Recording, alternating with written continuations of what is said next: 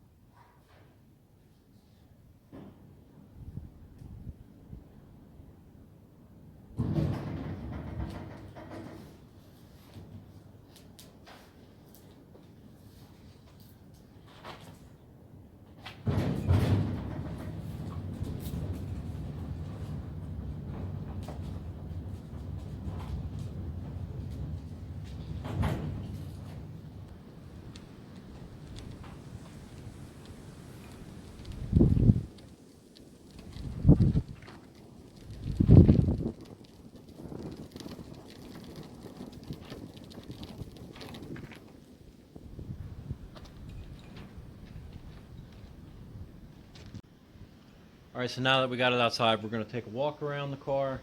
I'll point out what panel I replaced, which on this car, it's pretty much everything.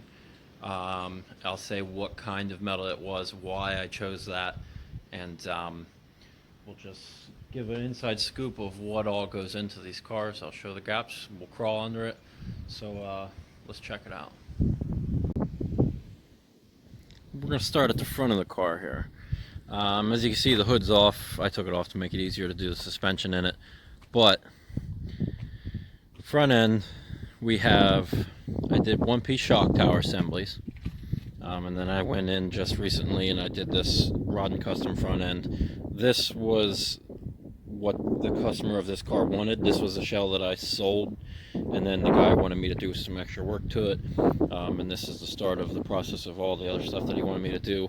So I cut out the shock towers, put in this front cross member kit. It's by Rod and Custom. I've done a bunch of them, and I really like them. I think they fit nice. Everything works good in the end. It meshes with everything, and it cleans up the engine bay. Gives that wide look to it. It just cleans everything up.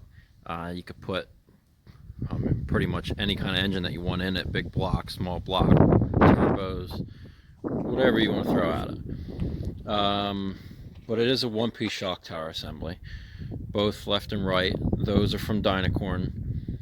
Firewall is also a one-piece. It's a Dynacorn firewall assembly. I have an account now with Dynacorn, and I can tell you that's pretty much what I'll use for everything. The Dynacorn metal, in my opinion, fits really well.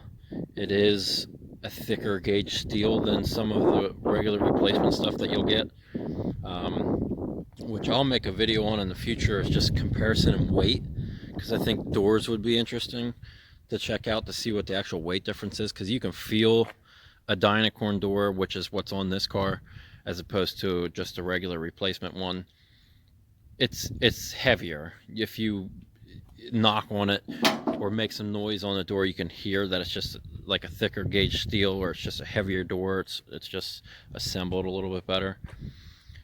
Fenders, this car, both new fenders in the front, they're also from Dynacorn. The headlight bucket extensions are not specifically from Dynacorn. I can't remember what the name brand on them were. I got those from CJ Pony Parts, and they actually fit really well. Big difference that I noticed on this car with just setting up. I just set up a Dynacorn account just last year, and this was the first direct from Dynacorn metal that I got. And the stone guard there, and the front valance are both Dynacorn, and you could definitely tell the thickness difference. If you get a stone guard that's just a generic one replacement, it is super flimsy. You can take this Dynacorn one here and try to twist it. If you put the two side by side, which I'll do maybe a video on that too in the future, you can just tell the difference in the quality on them. And that stone guard there fit really well. And the valance fit real nice to the fender without any filler work, which this car doesn't have any filler work in it yet. I leave that up to the painter. But just the lines, even the extensions onto the fenders, it just lines up a lot nicer. The cowl is not a Dynacorn, but in my opinion, cowls are all pretty similar. They all fit really well. They seem to be actually the one thing that I come across, the aftermarket hood and the aftermarket cowls, where they meet at their corners, saying if the hood was closed and you look down the line, the hoods are a little bit wider than the cowl itself, which I adjusted this one on it with welding and some rod just to make everything uniform. But that seems to be something that I always come across. This is a Dynacorn roof skin in the weld through primer. They fit really well. I've changed a couple roof skins before and I've had no issues with that. Dynacorn dash, which is real nice finish on that. Everything's smooth, so when you paint it, it will look really nice. Another benefit to Dynacorn doors is the grain on the inside. If it focuses, there you go. That grain has a little more depth to it, so it matches the original style of that finish on the door a lot nicer. It makes it a lot nicer in the end.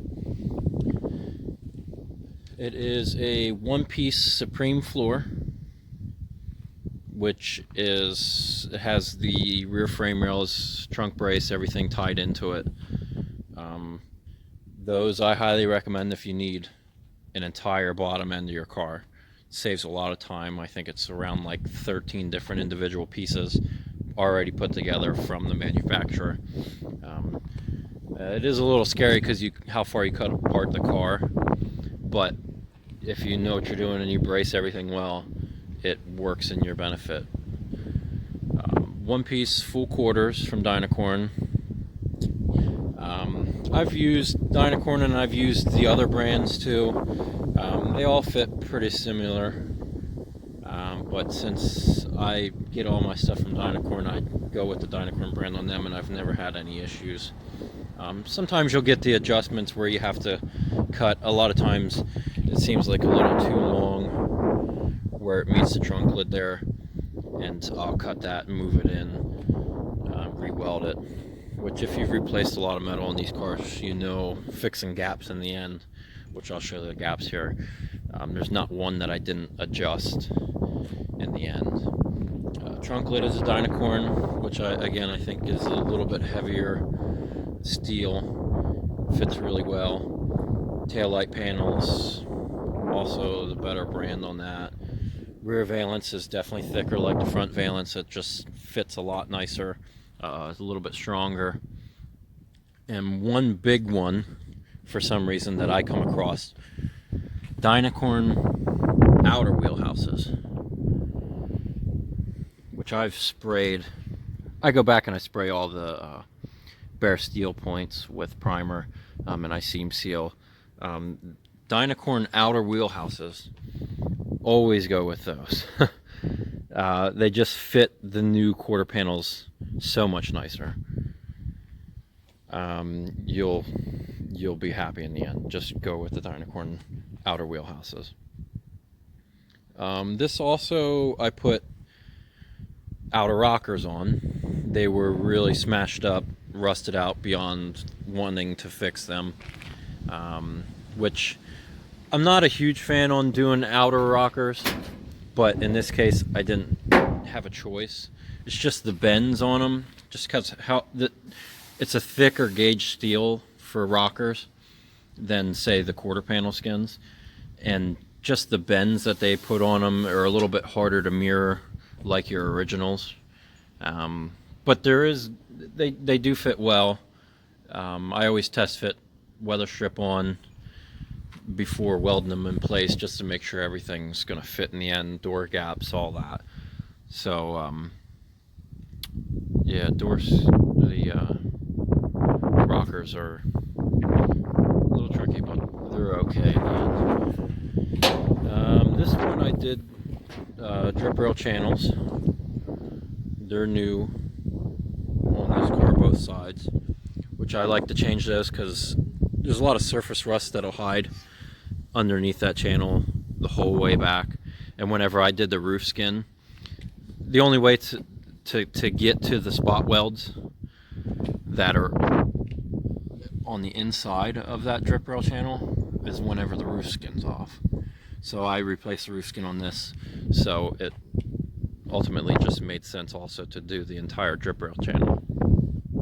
And I primer all of that original metal that's behind anything that you can't see, especially behind the quarter panels. I do all that inner structure, primer all of that, seam seal wherever you're not going to be able to get to before I weld the quarter panels on or weld the roof skin on. I go over all that.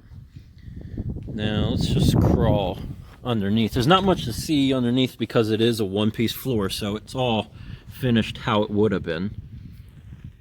As you can see, it's a weld through one-piece floor, but it comes with just a transition pan, the shock bracket that goes across the frame rails there, the bump stops for the rear housing there on the side. Now these are for the Rod and Custom rear suspension that are welded in on this car already. Those extra brackets. It's a 4-link setup on this, but just the whole way up through, it's all one piece, so there's not much to do underneath, which makes it nice in the end. So there's not a lot of grinding and finish work underneath that you have to do. So I'm a huge fan of one-piece floors if you need a lot of those components. But I seam seal where they would from the factory, in all the corners, everything along the rocker where it meets the floor pan. I go up through there, seam seal, primer, all the bare stuff. So it's done in the end. Let's crawl back out. Tuck and roll. Seam seal the inside. I go over wherever they would have been from the factory. You can see along the floor pan, over the hump, down across. It's underneath the seats, which I have the seat latched in place, so I'm not going to pull all that stuff out, but you get the gist of it. Everything's seam sealed and primed. There's nothing bare whenever you would get it. And that's pretty much this 67. It is a C code. This one is already sold. It's the customer's. But that is what it would look like whenever I would list it for sale, along with having a factory style suspension on it.